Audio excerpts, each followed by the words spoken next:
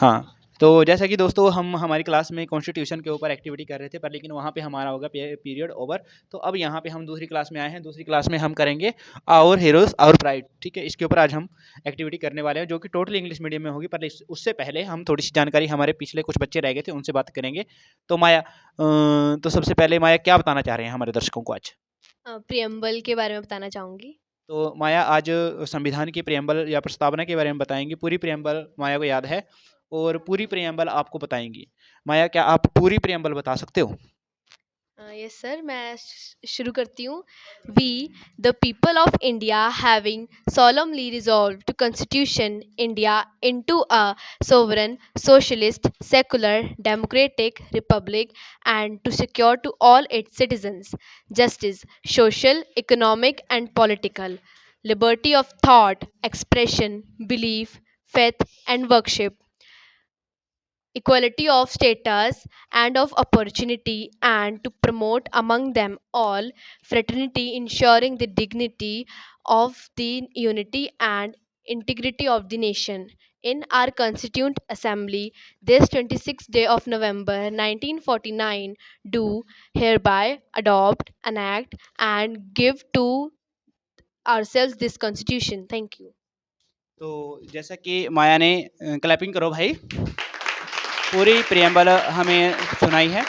तो बहुत लायक बच्चा है। और माया, कुछ शब्दों के अर्थ बता सकते हो जो आपको पता है प्रियम्बल में आए हैं? इस प्रेम्बल में जैसे आपने देखा कि सोवरन एक वर्ड आया जो कि हमारे भारत की प्रभुसत्ता को दिखाता है। और भी बहुत सारे वर्ड्स आए जैसे सोशलिस्ट, सेकुलर, डेमोक्रेटिक और रिपब्लिक। हाँ, जैसे कि हम सोशलिस्ट की बात करें तो सामाजिक सद्भावना की बात की जाती है।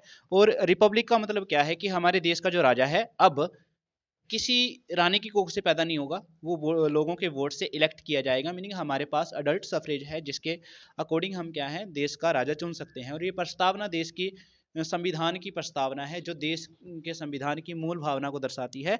और हम इस बच्चे पे प्राउड फील करते हैं कि पूरी प्रस्तावना को इन्होंने याद किया है और लगभग 1500 के आसपास क्वेश्चन इन्होंने कंप्लीट करे हैं।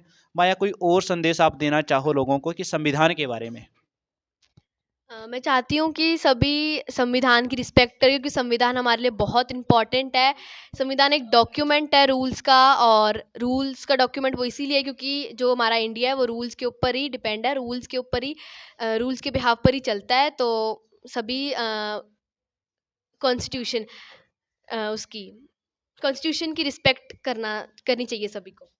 हाँ, तो मैं कितने क आर्टिकल आपको याद हैं? जो आर्टिकल आप बता सकते हो लोगों को, आर्टिकल या पार्ट के बारे में जो भी जानकारी आपको है? मैं आर्टिकल फर्स्ट के बारे में बताती हूँ। आर्टिकल फर्स्ट में नेम एंड टेरिटरी है, भारत राज्यों का क्षेत्र। आर्टिकल सेकंड में न्यू स्टेट्स की एस्टेब्लिश है, मतलब जो नए स्टेट्स जो हैं वो उनकी प्रस्तावना की जाएगी। और जैसे कि आर्टिकल 10 में है नागरिकता के अधिकार।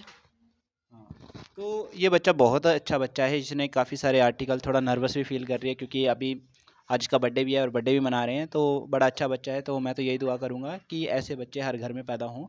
और जैसा कि हमने देखा है कि ऐसी लड़कियां अगर समाज में पैदा होंगी, अभी से जानकारी होगी, तो हमारा देश बहुत आगे जाएगा। तो माया, आपका बहुत बहुत धन्यवाद, आपने हमारी इस एक्टिविटी में आज फिर पार्टिसिपेट किया। तो उम्मीद करता हूँ आगे भी आप ऐसे ही पार्टिसिपेट करते रहेंगे। God bless you.